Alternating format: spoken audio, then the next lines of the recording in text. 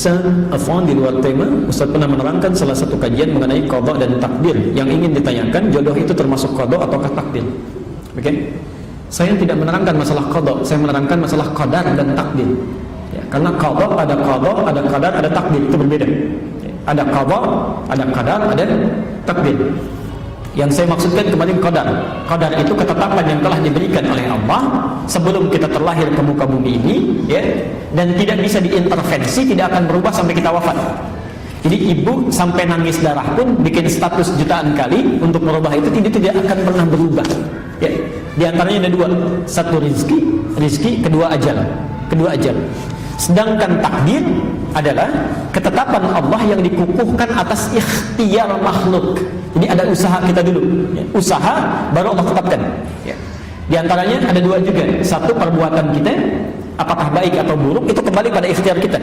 Misal adzan berkumandang Allahu Akbar, manusia bisa pilih mau ikut merespon suara adzan dengan sholat, itu kadar baiknya, ya silahkan, takdir baiknya Allah tetapkan pahala. Ya, laha ma kasabat.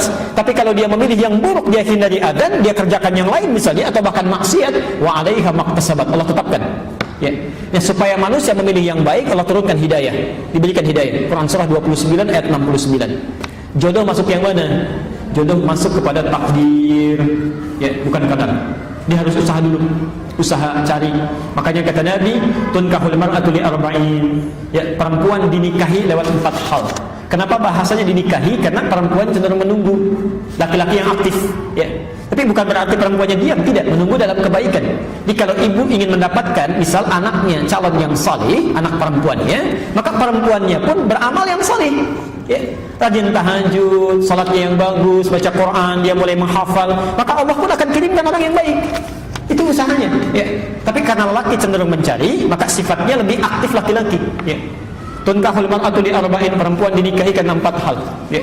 Pertama, limaliha, karena harta bendanya, ya. Kemudian karena kecantikannya, kemudian linasabiha, karena latar belakangnya, kemudian yang terakhir lidiniha, karena faktor kesolehan agamanya, ya. Fadfar bidzatid dini taribat yadak, pilih yang keempat, itu yang paling bagus. Maaf, suka ada keliru menerjemahkan. Limaliha itu sering diartikan dengan yang banyak hartanya.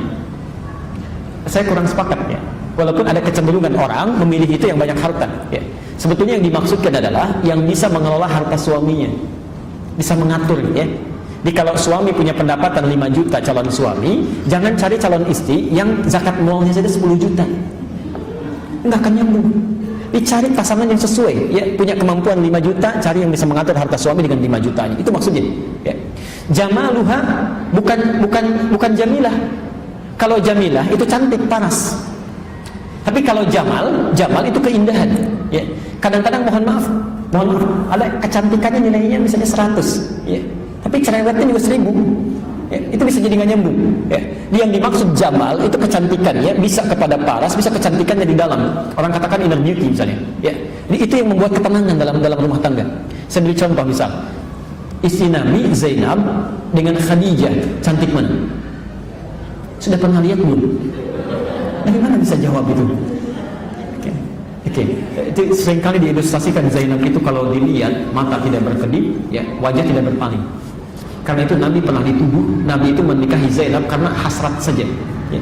Tapi itu terbantahkan oleh fakta sejarah. Beliau tidak punya keturunan dari situ, ya. Dan yang paling menarik, ternyata dengan Khadijah itu yang disebut-sebut sampai dalam mimpi Khadijah. Masya Allah. Kenapa bisa disebut demikian? Jawabannya ada di Al-Bukhari nomor hadis yang keempat. Silahkan dicek itu. Silahkan dicek. Ada, ibu bapak bisa bayangkan, Nabi saat sedang gelisahnya, takutnya lihat Khadijah saja itu hilang setengah kegelisahan. Dengar suara Khadijah bisa hilang seluruh kegelisahan, ya. Nanti lain waktu kita bahas apa yang dilakukan Khadijah, itu yang dipelajari. Makanya sering saya katakan, kenapa Nabi diizinkan menikahi lebih daripada 4 perempuan? Karena seluruh karakter perempuan di muka bumi ini terangkum pada istri-istrinya Rasulullah SAW. Silakan ibu pelajari, ibu akan temukan ternyata ibu mirip siapa nanti, bisa kelihatan di situ, ya. Baik. Jadi saya kira ke situ, ya, jodoh itu bagian dari takdir, bukan qadar.